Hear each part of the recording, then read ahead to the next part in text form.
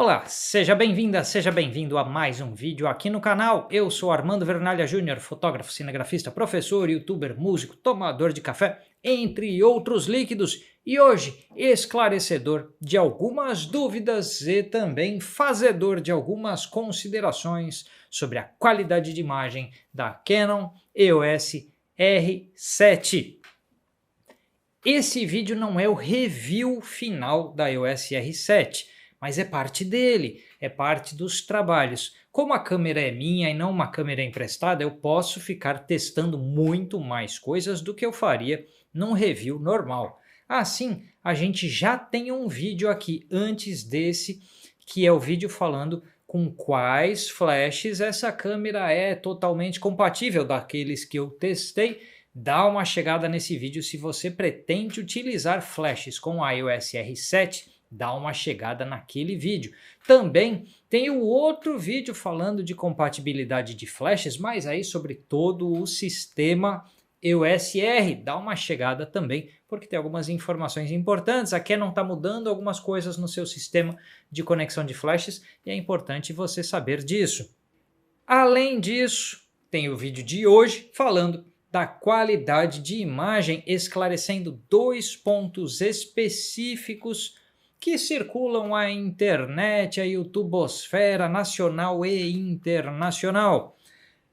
Muito se disse que por ter 32,5 megapixels, a qualidade de imagem desta câmera poderia ser deteriorada no caso do uso de aberturas muito fechadas, como f11 ou antes disso f8, há quem tenha dito que essa qualidade poderia ter algum grau de deterioração a partir de 5.6 de abertura por conta da difração da luz. Eu tenho um vídeo falando aqui no canal explicando pontinho por pontinho perda de nitidez por difração de luz. Então, se esse assunto é desconhecido para você, começa por aquele vídeo, porque lá está tudo explicado. Mas se você já tem uma noção do que seja a perda de nitidez por difração de luz, havia a possibilidade, a suspeita num nível teórico de câmeras com muitos megapixels sofrerem uma degradação de qualidade de imagem por difração de luz. Não é a primeira vez com a R7 que acontece uma suspeita dessas. Quando a Canon lançou a 5DS de 50 megapixels, full frame de 50 megapixels, isso aconteceu. Quando a Nikon lançou as D800 e D810 com 36 megapixels em full frame, isso aconteceu. Com EOS R5, com Sony A7R4 e A7R5 com seus 61 megapixels, variadas câmeras com altíssima densidade de pixels geram quase que logo instantaneamente após os seus lançamentos a dúvida: será que a imagem vai prestar ou vai ser estragada pela perda de nitidez causada por difração de luz?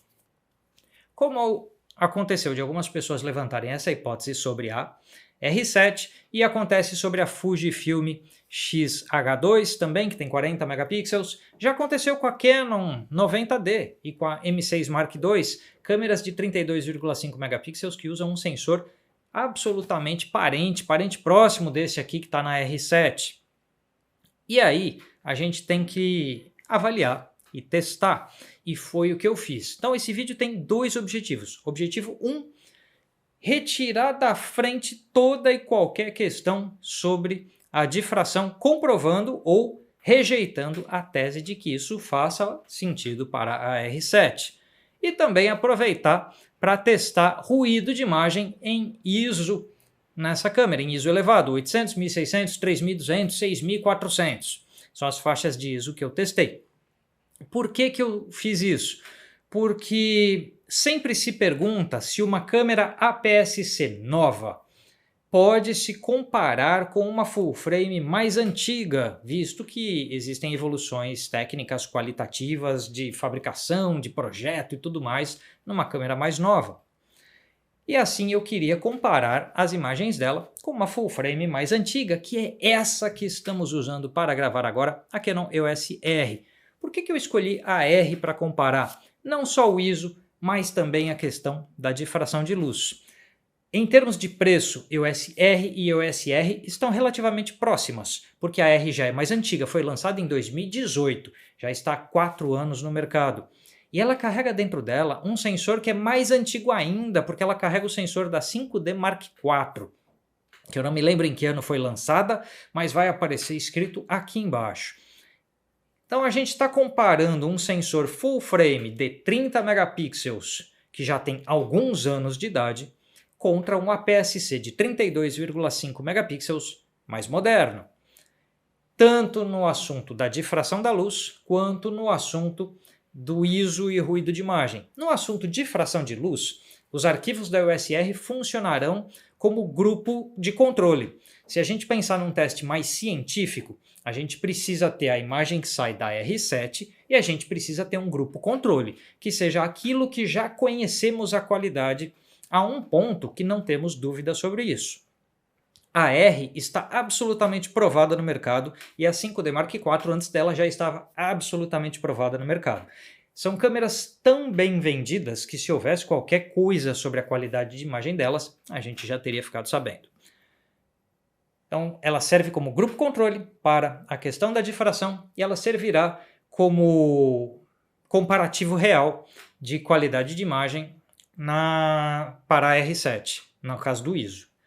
Para que esse comparativo seja bem válido, a gente usou essa estante aqui de fundo de imagem, então as fotos são todas dessa estante, com câmera no tripé, IBIS, IS e tudo mais desligados, reduções de ruído na câmera desligados, redução de ruído de longa exposição, de ISO, tudo desligado, todos os auxiliares de iluminação que a câmera tem desligados, todas as imagens com fotometria centralizada, fotometria matricial e com a mesma objetiva, que é essa que está gravando aqui o vídeo, a RF24105 F4L IS USM. E por que a mesma objetiva? Porque sendo uma objetiva zoom, mas a mesma da série L, ela tem um comportamento muito parecido ao longo de todos os seus comprimentos.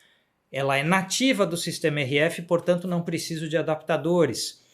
E eu tenho mesma característica ótica sendo testada na R e na R7, apenas usando 24mm no comprimento na R7 e 35 na R, para ter o mesmo enquadramento. Vamos dar uma olhada no teste de difração de luz. E então vamos a algumas imagens. Lembrando que esse teste de hoje tem 2 objetivos fundamentais. O primeiro deles é esclarecer a hipótese da difração da luz, ou seja, da perda de nitidez por conta de difração da luz, que seria, segundo alguns apontaram, seria excessiva na EOS R7, que você começaria a perceber perda de nitidez por difração ali a partir de 5.6 de diafragma, algo assim. Então o primeiro objetivo do teste de hoje é esclarecer essa possível a veracidade dessa informação através de um teste com algum rigor. E, além disso, a gente buscar ver a questão do ISO, do ruído de imagem em ISO, variadas faixas de ISO, para ver como a EOS R7 se comporta, tanto na questão da difração como na questão do ruído de imagem. Ela vai ser comparada com a EOS R. Por que da EOS R? Como eu comentei antes, por causa da contagem de pixels muito semelhante, 30 megapixels da R contra 32,5 da R7, e porque elas estão em faixas de preços similares, e aí tendo contagem de pixels parecida e preço similar, fica aquela principal diferença de ser um projeto mais antigo, mais full frame, que é a R, mais novo e a APS-C, que é a R7. Então eu estou aqui com 2 fotos já colocadas, EOS R à esquerda, EOS R7 à direita, ambas em 5.6, ambas clicadas com a mesmíssima lente, a RF24105 F4 LIS USM, mesmo ISO, mesmo tempo de exposição, mesmas fotometrias apontadas pelas câmeras. Aliás, vale dizer que a fotometria da R e da R7 coincidiu ao longo de todo o teste.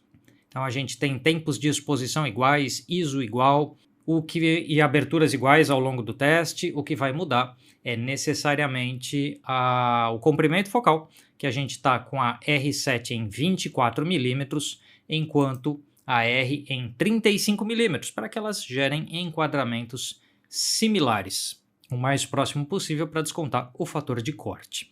Então vamos dar uma aproximada aqui no centro da imagem, vamos dar um zoom aqui. Então lembrando que à esquerda é o EOS R, à direita EOS R7.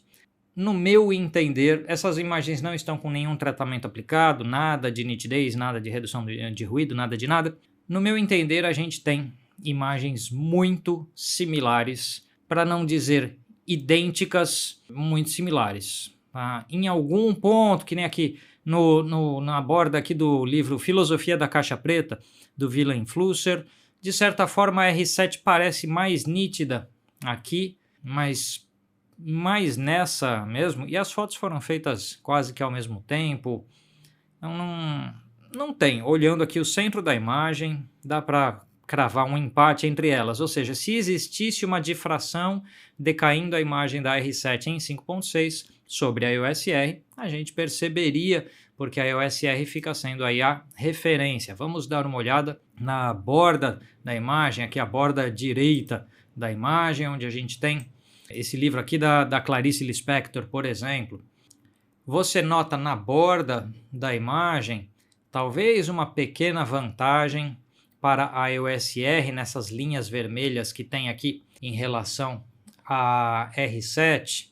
Se eu colocaria essa vantagem e é muito pequena, tá? É muito discreto. Se a gente olhar aqui o Douglas Adams, o Guia do Mochileiro das Galáxias, aparentemente não tão nítido na imagem aqui da R7, eu não sei se eu coloco essa diferença encontrada aqui na conta de difração de luz. Eu acho fisicamente improvável isso, o acontecimento disso, a percepção disso, e eu acho que é mais da possível diferença mesmo de qualidade de um full frame para um APS-C, pelos pixels maiores do full frame, um melhor aproveitamento de qualidade de luz, alguma coisa que gere uma diferença. Mas é uma diferença bastante pequena, neste caso em favor da R. Vamos dar uma olhadinha aqui no canto esquerdo do quadro.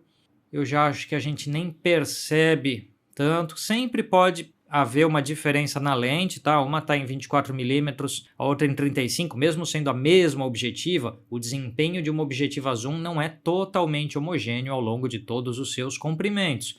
Então vai que tem um pequeno decaimento de desempenho dessa lente quando está em 24 sobre o que ela está em 35mm, porque aqui a gente tem, eu diria, no canto esquerdo do quadro, uma situação mais próxima, não igual, tem ligeira vantagem da EOS R, aqui onde está escrito café, a gente tem uma ligeira vantagem, mas muito pequena na R.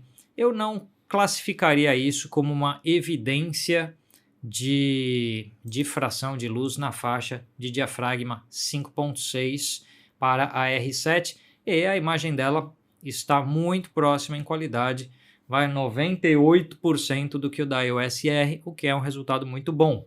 Passando agora para a imagem em f8, porque se é uma questão de difração de luz, ela vai amplificar, ela vai aumentar quanto mais a gente fecha diafragma, né? Então vamos aproximar, lembrando, à esquerda a gente tem EOS R, à direita EOS R7, e mesma objetiva, mesmas regulagens que podem ser conferidas no histograma e no EXIF que vai aparecendo aqui ao lado. Eu diria que centro de quadro dá para classificar como um empate entre elas, e se existe uma pequeníssima vantagem novamente para a EOS R, muito pequena, que de novo eu não classifico como isso como um aparente surgimento de difração, até porque isso já acontecia lá no 5.6 e não piorou agora. Tem uma qualidade muito boa na R7, muito boa na R, e uma pequeníssima vantagem para a R. Vamos ver a borda de quadro, vamos ver mais na beirada aqui embaixo. Então esse livro aqui, né, Linha do Tempo do Design Gráfico no Brasil. De novo, talvez algo entre um empate, ou se for pensar num critério de desempate, aí pequeníssima vantagem, que a gente pode olhar aqui nesse outro livro, talvez pequeníssima vantagem para R, mas sei lá, eu acho que eu classifico como empate. Vamos dar uma olhada aqui.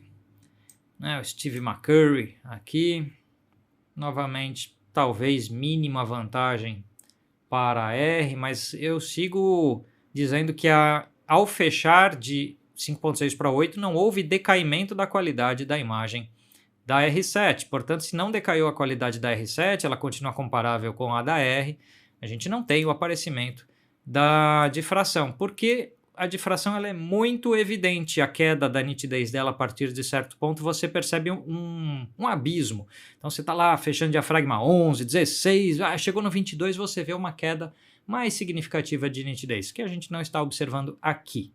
Dando continuidade, chegando ao F11, que é usualmente a fronteira da difração, ou seja, acima, mais fechado que F11, é quando a gente consegue realmente perceber difração em termos práticos na maioria dos sistemas ópticos.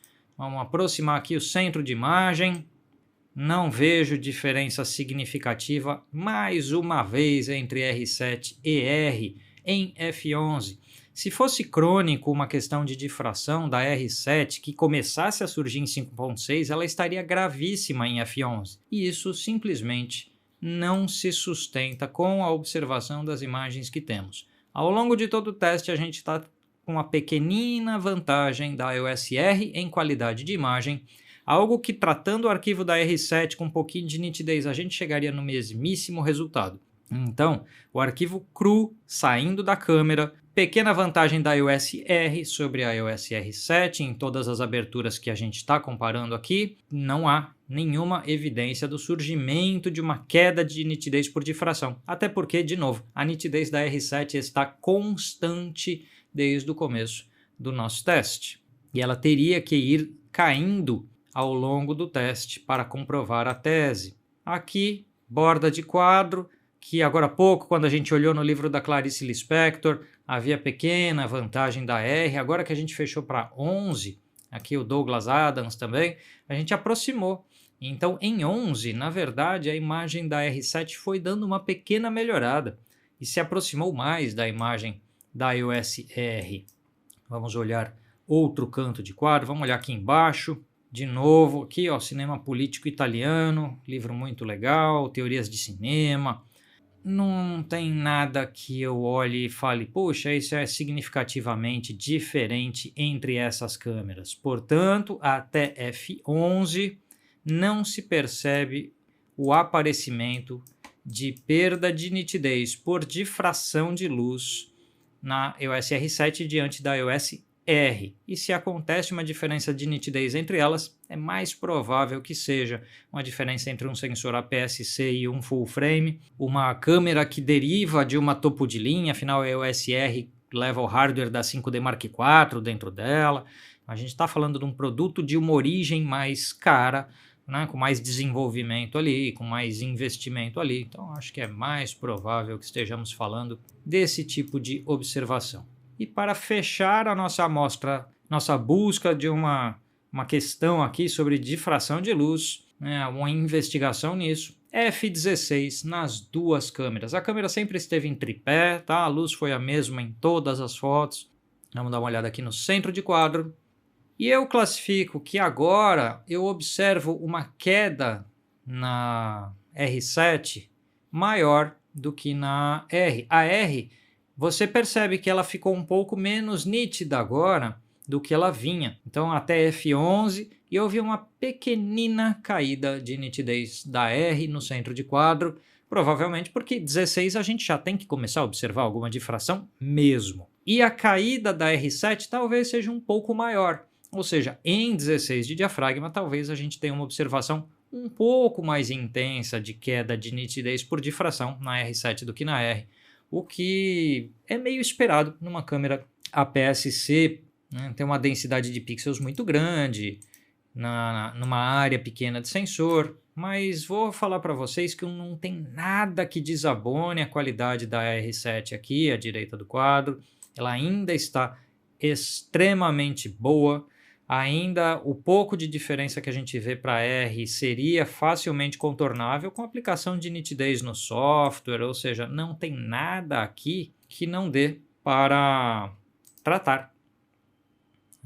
Concluo que no assunto difração da luz não há absolutamente nada que possamos falar com relação à R7 num teste que buscou ter uma metodologia um pouco mais científica, ou seja, tem uma amostra de prova, que são os arquivos da USR, com mesmíssimo enquadramento, com mesmíssima objetiva, sem usar adaptador de lente, então é objetiva RF nativa para não ter nada, mesma luz contínua, então não tem nada. E verificação do menu da câmera, eu verifiquei 3, 4 vezes para ter certeza que não havia nenhuma regulagem significativa diferente.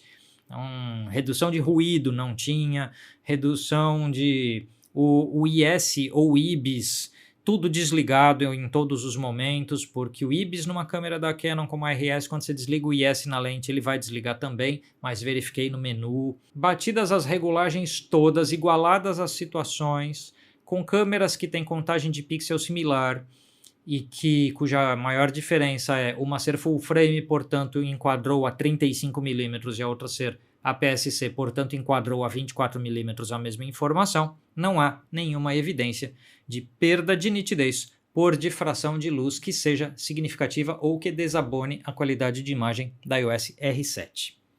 Você viu aí o teste tentando tirar da frente essa história da difração de luz. E realmente não existe. Não se percebe nos arquivos da R nenhuma queda de nitidez ao longo do caminho de diafragma 5.6, 8, 11, 16. E também não se percebe isso na R7. Na verdade, começa a acontecer uma queda em 16. Mas 5.6, 8 e 11 sem nenhuma queda perceptível de qualidade de imagem. Então, mesmo que eu só comparasse os arquivos da R7 com os dela própria, eu teria que ver a nitidez caindo na medida que eu fui fechando o diafragma, e isso não aconteceu.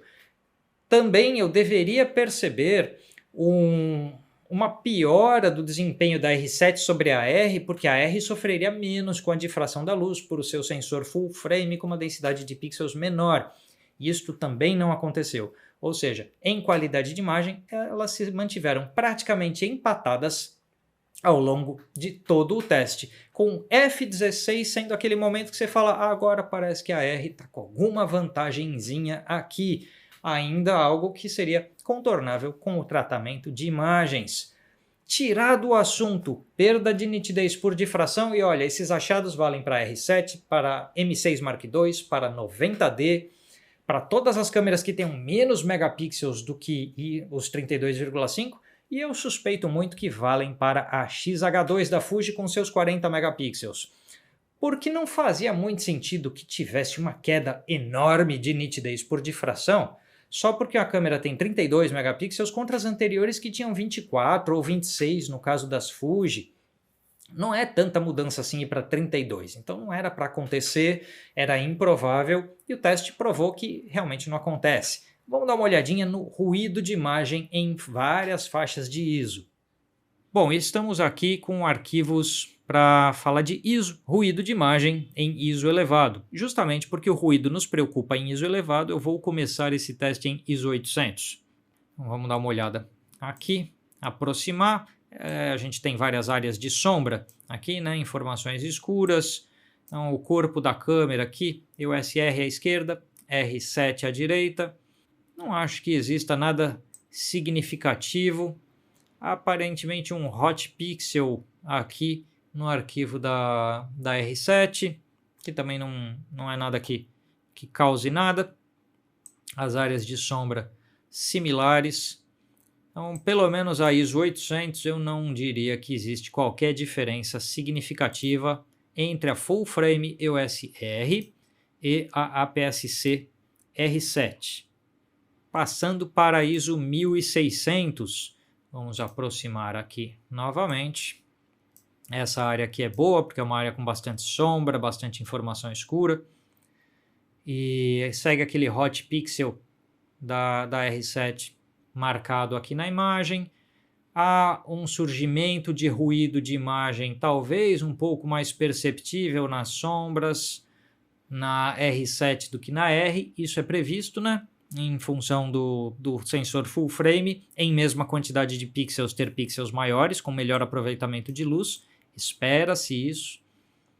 mas não é nada que eu falaria, olha, isso é significativo, não dá para usar em tal regulagem de ISO. Não, eu percebo um ruído de imagem um pouco maior mesmo na imagem da R7, mas dentro do administrável, do trabalhável com qualquer redução de ruído no software. Passamos agora para o ISO 3200, que já é aquela fronteira tradicional dos sensores APS-C. APS-C não costuma ir bem a partir daqui. E se a gente reparar, realmente o ruído de imagem da R7 é maior que o da R, novamente R à esquerda, R7 à direita. Então, é maior o ruído de imagem da R7 em relação à R, mas se percebe uma outra coisa, na verdade, que é o fato de que a nitidez da R7 está reduzida. Então, o que acontece é que na medida em que o ISO foi aumentando, olha os olhos do personagem aqui, né? Então, olha como os olhos perderam informação, enquanto que no arquivo da R a gente tem isso bastante bem resolvido. Então, se eu pegar ruído de imagem, eu vejo mais ruído no arquivo da R7, mas não é radicalmente mais. Mas a diferença de nitidez existe e é consistente. Então, o que acontece é que a R está segurando a sua nitidez por mais tempo, na medida em que a gente sobe o ISO. E a R7 está perdendo nitidez na medida em que a gente sobe o ISO. O que denota aí alguma aplicação de redução de ruído de imagem no nível do RAW pela câmera, mesmo quando o ruído de imagem, redução de ruído, está desligada no menu. Deve ser parte do processamento da câmera fazer isso. E para fechar os testes de ISO e ruído de imagem, vamos dar uma olhadinha numa imagem a ISO 6400, que já costuma ser muito difícil para uma câmera APS-C trabalhar nesta fronteira. E é perceptível a queda de qualidade do arquivo da R7 em ISO 6400, tanto no volume do ruído de imagem, como na deterioração da nitidez. Então vamos dar uma olhada, borda aqui de quadro. É bastante visível que a EOS R segura muito bem a sua nitidez em ISO 6400, e aí quando segura legal a nitidez em ISO 6400, você aplica um pouco de redução de ruído no seu arquivo e preserva a nitidez. Mas quando o arquivo já perdeu nitidez no 6400, você ainda vai fazer redução de ruído e vai perder um pouco mais. Com isso, eu diria que 6400 é o limite prático da EOS R7. Lógico que a gente pode entrar em uso de softwares variados, como o DxO Pure RAW para melhorar a qualidade do arquivo? Pode. Um Topaz Labs para redução de ruído? Pode. Dá para pensar, mas falando o que sai da câmera comparado com uma full frame excelente, que é a EOS R, a R7 sustentou, na minha opinião, um empate até o ISO 1600, ou próximo de um empate, perdendo de muito pouco até ISO 1600. Começou a perder de forma um pouco mais significativa em ISO 3200 e chegou em seu limite no ISO 6400, enquanto a EOS R ainda vai muito bem no ISO 12800, ainda irá razoavelmente bem no ISO 25600. Então você tem uma diferença de vantagem ainda no full frame entre 1 e 2 pontos de exposição pelo ISO. Mas para uma APS-C de 32,5 megapixels, a R7 segura a onda bastante bem. E era isso para este teste. A conclusão que a gente chegou é: até a faixa de ISO 800 ou mesmo 1600, há um empate ou perto de um empate na qualidade de imagem entre EOS R e EOS R7, o que é um desempenho espetacular para a R7, pela faixa de preço dela, por ser uma APS-C contra uma full frame, mesmo uma full frame mais antiga. E aí, tirando aquela dúvida de, mas e a full frame mais antiga desempenha tão bem quanto uma APS moderna? Na verdade, a full frame antiga desempenhou melhor do que a APS moderna acima de ISO 1600, que é o que dava para esperar que ia acontecer, porque não existe milagre. A física da luz, a conversão de luz em um sinal elétrico, se o pixel é menor, tem menos luz incidindo sobre ele, o sinal elétrico é menor, aí a ampliação de sinal tem que ser maior. Maior ampliação de sinal, maior propensão ao ruído de imagem. Não tem muito como fugir disso. O processamento de dados melhora, a qualidade dos materiais melhora, mas não dá para fugir muito. Por isso, se a sua necessidade em termos de imagem é para ISO acima de 3200, você vai para câmeras full frame. Não tem muito como escapar disso, mas como a maioria de nós consegue passar boa parte da vida abaixo dessa fronteira, a maioria de nós pode muito bem ficar com uma EOS R7 como sua câmera, seja ela principal, secundária, o que for.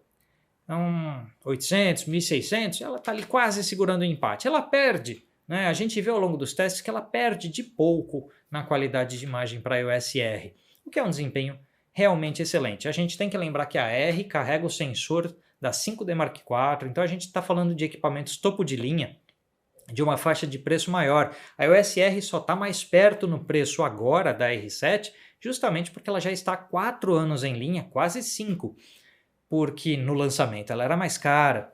Assim, a R7, na faixa de preço dela, enfrentar bem em qualidade de fotografia RAW, a EOS R, até as faixas aí de 1800, 1600, é um resultado realmente muito bom.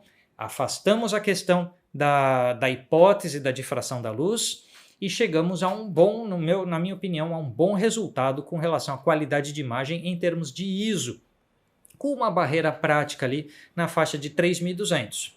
Lógico que você pode considerar assim, tá bom, mas eu não tenho hoje dinheiro para uma full frame e eu vou pegar a EOS R7, mas esse ISO eu queria ir mais longe nele. Tudo bem, a diferença de preço entre a R7 e uma full frame dá fácil para você adquirir algum software que te ajude a lidar com ruído de imagem para além das capacidades do Lightroom e do Photoshop. Então, por exemplo, o DxO Pure RAW, ele já tem um trabalho de redução de ruído de imagens, convertendo RAW em DNG com aplicação de redução de ruído, que dá pelo menos mais um ponto aí de margem no ISO. Então esse 3200, que é o limite prático da R7, viraria aí um 6400 com certa facilidade. E o DxO Pure RAW também aumenta a nitidez do arquivo, então aquela pequena deterioração de nitidez que a gente observou no arquivo da R7 conforme foi subindo o ISO, pode ser contornado com um software como esse. E a R7 mais o software custa menos do que, de repente, uma full frame com lentes de full frame e assim por diante. Deixa eu ver se eu não esqueci nada no meu roteiro para fechar o assunto aqui para vocês. Coisas que só queria adicionar, então, que estão no roteiro e que eu quase ia esquecendo.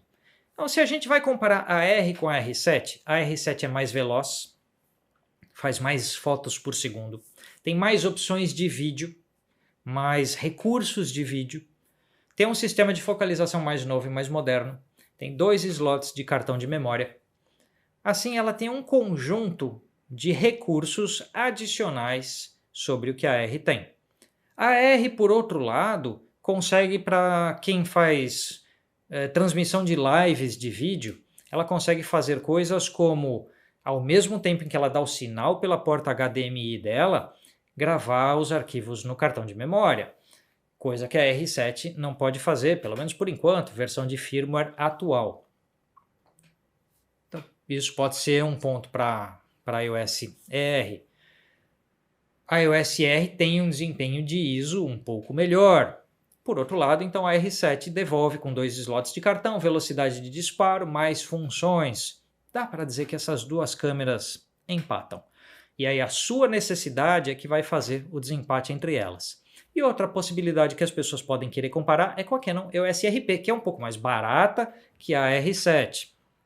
A RP vai ter a mesma vantagem de ISO e ruído de imagens que eu descrevi sobre a R, porque a R e a RP se comportam muito parecido em termos de ISO e ruído de imagem. Só que a RP é ainda mais lenta, diferente da R e da R7, não tem vedação contra poeira e umidade no corpo. Então, uma câmera mais lenta, mais frágil,